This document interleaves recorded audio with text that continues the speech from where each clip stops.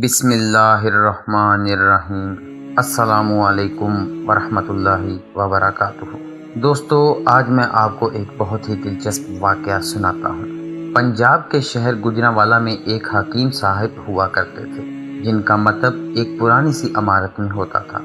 हकीम साहब रोज़ाना सुबह जाने से पहले बीवी को कहते कि जो कुछ आज के दिन के लिए तुमको दरकार है एक कागज़ पर लिख कर दे दो। बीवी लिख कर दे देती। आप दुकान पर आकर सबसे पहले वो चिट खोलते, बीवी ने जो चीज़ें लिखी होती उनके सामने उन चीज़ों की कीमत दर्ज करते, फिर उनका टोटल करते, फिर अल्लाह से दुआ करते कि या अल्लाह, मैं सिर्फ तेरे ही हुक्म की तामील में तेरी इबादत छोड़कर यहाँ दुनियादारी के चक्करों में आ बैठा हूँ। यूँ ही तू मेरी आज की मतलूबा रकम का बंदोबस्त कर देगा, मैं उसी वक्त यहाँ से उठ जाऊँगा। और फिर यही होता। कभी सुबह के 9:30, कभी 10 बजे हकीम साहब मरीजों से फारिग होकर वापस अपने गांव चले जाते। एक दिन हकीम साहब ने दुकान खोली, रकम का हिसाब लगाने लगे। पर्ची खोली तो वो पर्ची को देखते के देखते ही रह गए। एक मर्तबा तो उनका दिमाग घूम गया।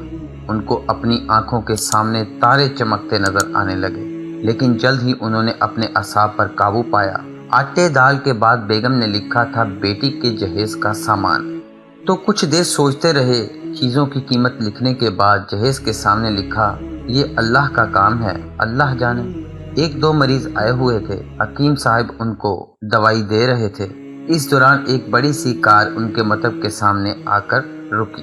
हकीम साहब ने कार या साहिब कार को कोई खास तवज्जो नहीं दी, क्योंकि कई कारों वाले उनके पास आते रहते थे।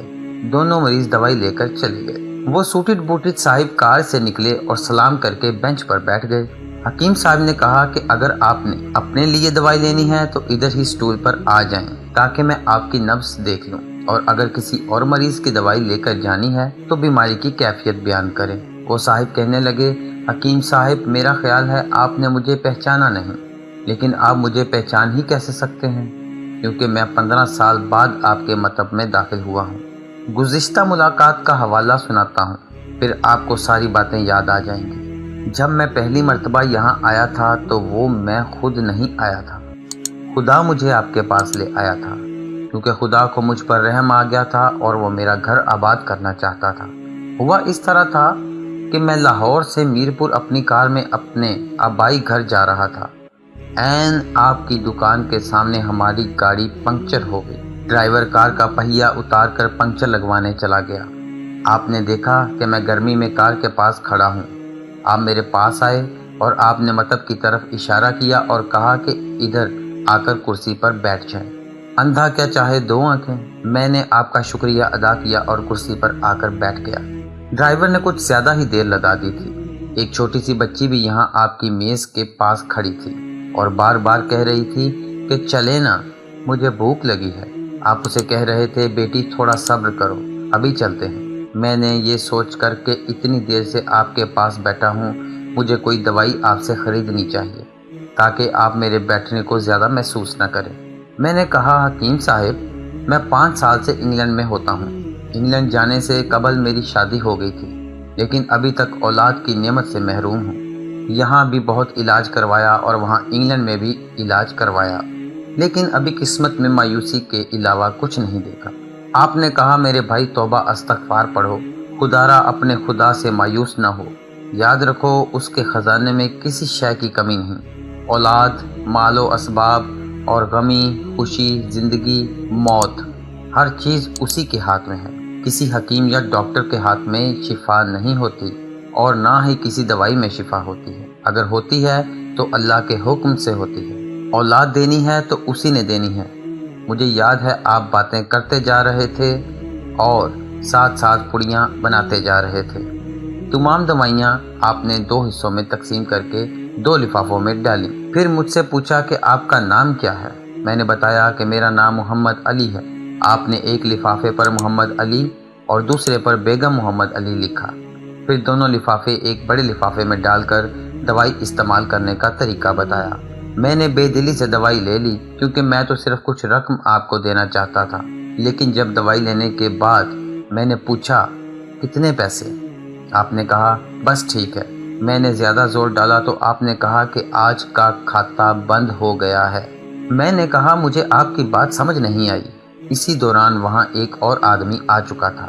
اس نے مجھے بتایا کہ کھاتا بند ہونے کا مطلب یہ ہے کہ آج کے گھریلو اخراجات کے لیے جتنی رقم حکیم صاحب نے اللہ سے مانگی تھی وہ اللہ نے دے دی ہے، مزید رقم وہ نہیں لے سکتے۔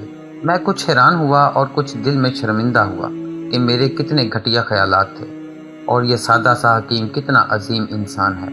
میں نے جب گھر جا کر بیوی کو دوائیاں دکھائیں اور ساری بات بتائی تو بے اختیار اس کے منہ سے نکلا وہ انسان نہیں کوئی فرشتہ ہے اور اس کی دوائیاں ہمارے من کی مراد پوری کرنے کا باعث بنیں گی۔ حکیم صاحب آج میرے گھر میں 3 پھول اپنی بہار دکھا رہے ہیں۔ ہم میاں بیوی آپ کے لیے دعائیں کرتے رہتے ہیں۔ جب بھی پاکستان چھٹی آیا کار ادھر روکی لیکن دکان کو بند پایا۔ میں کل دوپہر بھی آیا تھا، آپ کا مطلب بند تھا۔ ایک آدمی پاس ہی کھڑا ہوا تھا، اس نے کہا اگر آپ کو حکیم صاحب سے ملنا ہے تو صبح 9 بجے آپ کو لازم پہنچ جانا ہوگا، ورنہ ان کے ملنے کی کوئی گارنٹی نہیں، اس لیے آج میں سویرے سویرے آپ کے پاس آ گیا ہوں۔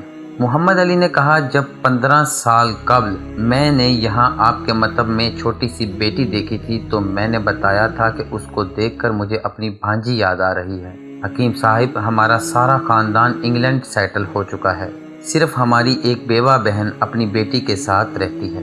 ہماری بھانجی کی شادی اس ماہ کی 14 تاریخ کو ہونی تھی۔ اس بھانجی کی شادی کا سارا خرچہ میں نے اپنے ذمہ لیا۔ 10 دن قبل اسی کار میں اسے میں نے اپنے رشتہ داروں کے پاس بھیجا کہ شادی کے لیے اپنی مرضی کی جو چیزیں چاہیے خرید لو۔ اسے لاہور جاتے ہی بخار ہو گیا لیکن اس نے کسی کو نہ بتایا۔ بخار کی گولیاں ڈسپرین وغیرہ کھاتی اور بازار میں پھرتی رہی۔ بازار میں پھرتے پھرتے اچانک بے ہوش ہو کر گر گئی۔ وہاں سے اسے ہسپتال لے گئے۔ وہاں جا کر معلوم ہوا کہ اس کو 106 ڈگری بخار ہے اور یہ گردن توڑ بخار ہے۔ وہ بے ہوشی کے عالم ہی میں اس دنیا فانی سے کوچ کر گئی۔ اس کے فوت ہوتے ہی نہ جانے کیوں مجھے اور میری بیوی کو آپ کی بیٹی کا خیال آیا۔ ہم میاں بیوی نے اور ہماری تمام فیملی نے فیصلہ کیا کہ ہم اپنی بھانجی کے جہیز کا تمام سامان آپ کے ہاں پہنچا دیں گے۔ شادی جلد ہو تو اس کا بندوبست خود کریں گے اور اگر کچھ دیر ہے تو تمام اخراجات کے لیے رقم آپ کو نقد پہنچا دیں گے۔ آپ نے نہ نہیں کرنی، آپ اپنا گھر دکھا دیں تاکہ سامان کا ٹرک وہاں پہنچایا جا سکے۔ حکیم صاحب حیران و پریشان یوں گویا ہوئے، محمد علی صاحب آپ جو کچھ کہہ رہے ہیں مجھے سمجھ نہیں آ رہا، میرا اتنا دماغ نہیں ہے۔ میں نے تو آج صبح بیوی کے ہاتھ کی لکھی ہوئی پرچی کو یہاں آ کر کھول کر دیکھا تو مرچ مسالہ کے بعد جب میں نے یہ الفاظ پڑھے بیٹی کے جہیز کا سامان تو آپ کو معلوم ہے میں نے کیا لکھا؟ آپ خود یہ پرچی ذرا دیکھیں۔ آپ کی بھانجی کی وفات کا صدمہ ہے لیکن اس کی قدرت پر حیران ہوں کہ وہ کس طرح اپنے معجزے دکھاتا ہے۔ حکیم صاحب نے کہا جب سے ہوش سنبھالا ہے ایک ہی سبق پڑھا کہ صبح ورد کرنا ہے رزاق رزاق تو ہی رزاق، اور شام کو شکر شکر مولا تیرا شکر۔ تو دوستو اگر آپ کو یہ تحریر اچھی لگی ہو اس کو اپنی خوبصورت وال پر جگہ ضرور دیں۔ آپ کی توجہ کا بہت بہت شکریہ۔ انشاءاللہ تعالی ایک نئی ویڈیو کے ساتھ پھر حاضر ہوں گا، تب تک کے لیے اپنا خیال رکھیے گا۔ اللہ حافظ۔ امید کرتا ہوں آپ کو ویڈیو پسند آئی ہوگی۔ اگر ویڈیو اچھی لگی ہے تو لائک اینڈ شیئر ضرور کیجئے گا، and don't forget to subscribe our channel Muslim Muallim online. Thank you for watching. اللہ نگہبان۔